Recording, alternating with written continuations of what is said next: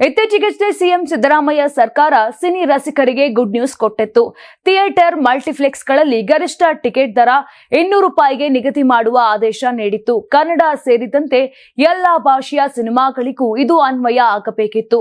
ಆದರೆ ಸರ್ಕಾರದ ಈ ಆದೇಶಕ್ಕೆ ಮಲ್ಟಿಪ್ಲೆಕ್ಸ್ ಹಾಗೂ ಕೆಲ ನಿರ್ಮಾಪಕರು ಸೆಡ್ಡು ಹೊಡೆದಿದ್ದಾರೆ. ರಾಜ್ಯ ಸರ್ಕಾರ ಕರ್ನಾಟಕದಲ್ಲಿ ಎಲ್ಲಾ ಭಾಷೆಯ ಸಿನಿಮಾ ಟಿಕೆಟ್ ದರವನ್ನ 200 ರೂಪಾಯಿಗೆ ನಿಗದಿಪಡಿಸಿತ್ತು. ಆದರೆ ಸರ್ಕಾರ ಹೊರಡಿಸಿದ್ದ ಈ ಆದೇಶಕ್ಕೆ ಹೈಕೋರ್ಟ್ ಮಧ್ಯಂತರ ತಡೆಯಾಜ್ಞೆ ನೀಡಿದೆ. ಸರ್ಕಾರದ ನಿರ್ಧಾರವನ್ನ ಪ್ರಶ್ನಿಸಿ ಹೊಂಬಾಳೆ ಮಲ್ಟಿಪ್ಲೆಕ್ಸ್ ಅಸೋಸಿಯೇಷನ್ ಹೈಕೋರ್ಟ್ಗೆ ಅರ್ಜಿ ಸಲ್ಲಿಸಿದವು. ಈ ಅರ್ಜಿ ವಿಚಾರಣೆ ನಡೆಸಿದ ಹೈಕೋರ್ಟ್ ಸರ್ಕಾರದ ಆದೇಶಕ್ಕೆ ಮಧ್ಯಂತರ ತಡೆಯಾಜ್ಞೆ ನೀಡಿದೆ. ಜೊತೆಗೆ ವಿಚಾರಣೆಯನ್ನು ಮುಂದೂಡಿದೆ. ರಾಜ್ಯ ಸರ್ಕಾರ ಕರ್ನಾಟಕ ಸಿನಿಮಾ ನಿಯಂತ್ರಣ ಮತ್ತು ತಿದ್ದುಪಡಿ ನಿಯಮಗಳು 2025 ಇತ್ತೀಚೆಗೆ ಜಾರಿಗೆ ತಂದಿತ್ತು.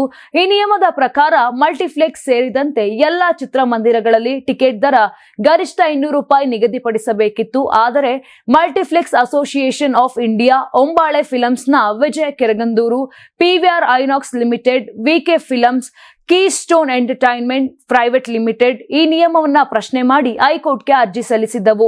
ಸಿನಿಮಾ ಟಿಕೆಟ್ ದರ 200 ರೂಪಾಯಿಗೆ ನಿಗದಿಪಡಿಸಿದ ಸರ್ಕಾರದ ನಿರ್ಧಾರ ಏಕಪಕ್ಷೀಯ ಆಗಿದೆ. ಕಾನೂನು ಬಾಹಿರ ಮತ್ತು ವಿವೇಚನಾರಹಿತ ಹಾಗೂ ಸಂವಿಧಾನದ ಸಮಾನತೆ, ಅಭಿವ್ಯಕ್ತಿ ಸ್ವಾತಂತ್ರ್ಯದ ಉಲ್ಲಂಘನೆಯಾಗಿದೆ. ಸರ್ಕಾರ 2017ರಲ್ಲಿಯೂ ಇದೇ ರೀತಿಯ ಆದೇಶ ಹೊರಡಿಸಿತ್ತು. ಆ ಆದೇಶವನ್ನ ಹೈಕೋರ್ಟ್ ರದ್ದುಪಡಿಸಿತ್ತು. ಆ ನಂತರ ಸರ್ಕಾರ ಆದೇಶವನ್ನ ವಾಪಸ್ ಪಡೆಯಲಾಗಿತ್ತು ಎಂದು ಅರ್ಜಿದಾರರು ತಮ್ಮ ಅರ್ಜಿಯಲ್ಲಿ ಉಲ್ಲೇಖಿಸಿದ್ದಾರೆ. ಕಳೆದ ಸೆಪ್ಟೆಂಬರ್ 12ರಂದು ಮಲ್ಟಿಪ್ಲೆಕ್ಸ್ಗಳು ಸೇರಿದಂತೆ ರಾಜ್ಯದ ಎಲ್ಲಾ ಚಿತ್ರಮಂದಿರಗಳಲ್ಲಿ ಏಕರೂಪ ಟಿಕೆಟ್ ದರ ನಿಗದಿಪಡಿಸಿ ಅಧಿಸೂಚನೆ ಹೊರಡಿಸಲಾಗಿತ್ತು. ಮಲ್ಟಿಪ್ಲೆಕ್ಸ್ಗಳು ನಡೆಸುತ್ತಿದ್ದ ದುಬಾರಿ ಟಿಕೆಟ್ ದರ ಲೂಟಿಗೆ ಕಡಿವಾಣ ಹಾಕುವ ಹಿನ್ನೆಲೆ ಏಕಪರದೆ ಹಾಗೂ ಮಲ್ಟಿಪ್ಲೆಕ್ಸ್ಗಳಲ್ಲಿ ಟಿಕೆಟ್ನ ಮೂಲ ಬೆಲೆಯು 200 ರೂಪಾಯಿ ದಾಟುವಂತಿಲ್ಲ ಎಂದು ಹೇಳಿತು. ಏಕಪರದೆ ಮತ್ತು ಮಲ್ಟಿಪ್ಲೆಕ್ಸ್ಗಳಲ್ಲಿ ಟಿಕೆಟ್ ದರ 200 ರೂಪಾಯಿ ಆದ್ರೆ -18% ತೆರಿಗೆಯೂ ಸೇರಿ ಟಿಕೆಟ್ ದರವು 236 ರೂಪಾಯಿ ಮಾಡಬಹುದಾಗಿತ್ತು. ಸದ್ಯ ಸರ್ಕಾರದ ಈ ನಿರ್ಧಾರಕ್ಕೆ ಹೈಕೋರ್ಟ್ ತಡೆ ಆಜ್ಞೆ ನೀಡಿದೆ. ನಾನು 86 ಕೆಜಿ ಇದ್ದವಳು 71 ಕೆಜಿ ಬಂದಿದ್ದೀನಿ. ವಯಸ್ಸಾದ್ಮೇಲೆ ಸ್ಮಾರ್ಟ್ ಆಗಿ ಕಾಣ್ತೀರಾ ಅಂದ್ರೆ ಜಿನ್ನಿ. 126 ಕೆಜಿ ವೇಟ್ ಇದ್ದು ನಾವು ಈಗ 114 ಕೆಜಿ ಲೆಕ್ಕ ಬಂದಿದ್ದೀವಿ. ಯಾವುದೇ ಸೈಡ್ ಎಫೆಕ್ಟ್ ಆಗಿಲ್ಲ. 84ರಿಂದ 50 ಕೆಜಿ ಬಂದೆ. ಆಮೇಲೆ ಸಣ್ಣಗೆ ಫಿಟ್ ಆಗಿದ್ದೀನಿ. ಅದಕ್ಕೆ ನಾನು ಯೂಸ್ ಮಾಡ್ತಾ ಇರೋದು ಜೀನಿ ಸ್ಲಿಮ್.